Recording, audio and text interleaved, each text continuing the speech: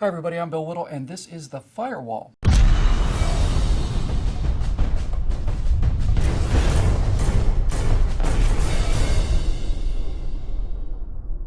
Well, I just came back from a 4th of July vacation and spent an afternoon at the home of a man who has a lot of money. In fact, there were 40 or so people there and all of them had a lot of money. One of those 40 people dramatically lowered the financial average. I mean, dramatically, but I'm working on that. The person who I was visiting grew up overseas. He grew up in the middle of third world poverty, African poverty, that'd be real poverty. He decided to become a doctor, and through his hard work and decades of study and dedication, saved countless lives of poor people living in poor villages and essentially didn't make a penny. But he learned some important lessons in those villages, and he brought some of those lessons here to his adopted home. He changed the face of obstetrics in America, and he has made childbirth better, and I mean far better than it was for my mother and father when I was a child. So I was momentarily surprised when this man, who had learned so much in the poverty of African villages, came out and condemned the entire socialist leftist idea of community, the idea of the village.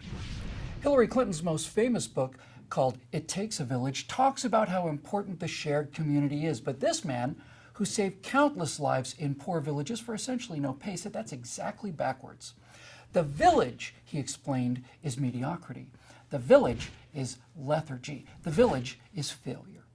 The village is where everyone owns everything and no one is encouraged to make things better. The village is where an open sewer runs down the middle of the dirt road because an open sewer has always run down the middle of the dirt road in the village. It doesn't take a village, he said, it takes a superhero. Superhero, that's impressive. What does that mean? Well, it's pretty simple, really. There are pretty low standards for superhero when you get right down to it. P.J. O'Rourke once wrote about a trip he took to southern Russia. He said the soil was so rich there you could just boil it to make soup.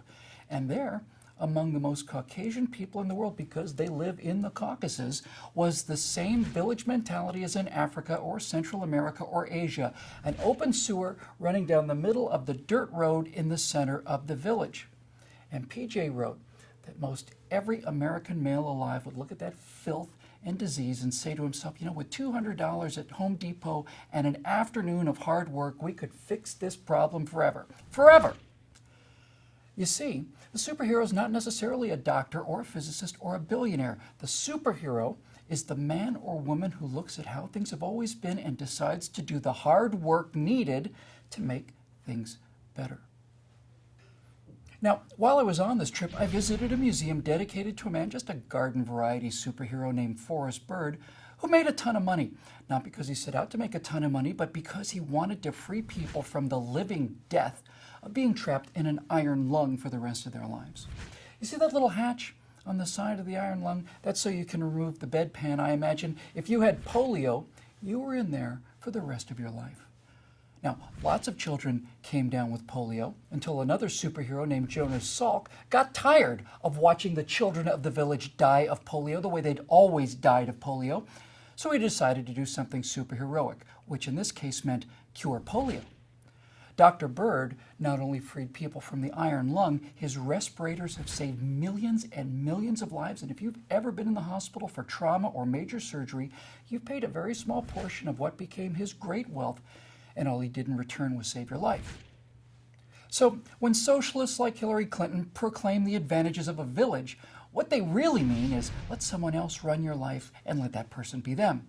And when socialists like Barack Obama or Elizabeth Warren look at the superheroic work you do by providing quality dry cleaning or a janitorial service or an iPhone app, and they tell you that you didn't build that the magnificent advances in quality of life brought to us by superheroes like the people you see here was not the result of their superheroic efforts, but in fact all of that just belongs to the village, well, that person is lying to you.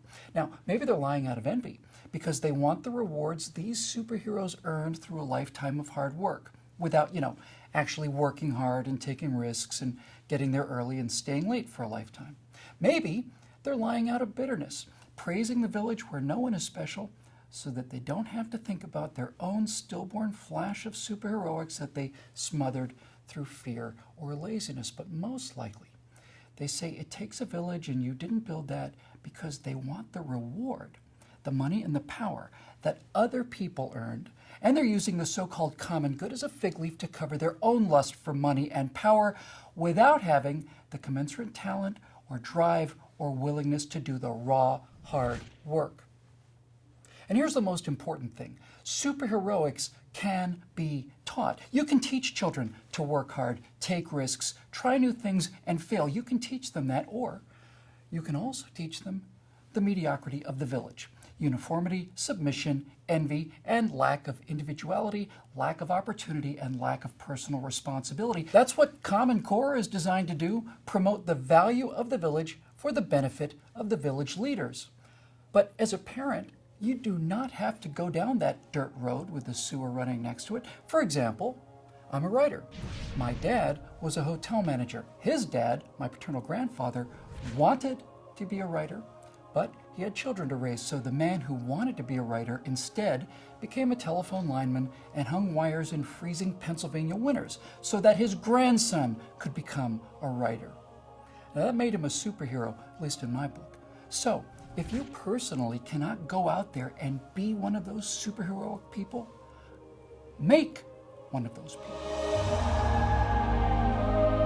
Oh, and please subscribe to our YouTube channel and visit us at truthrevolt.org.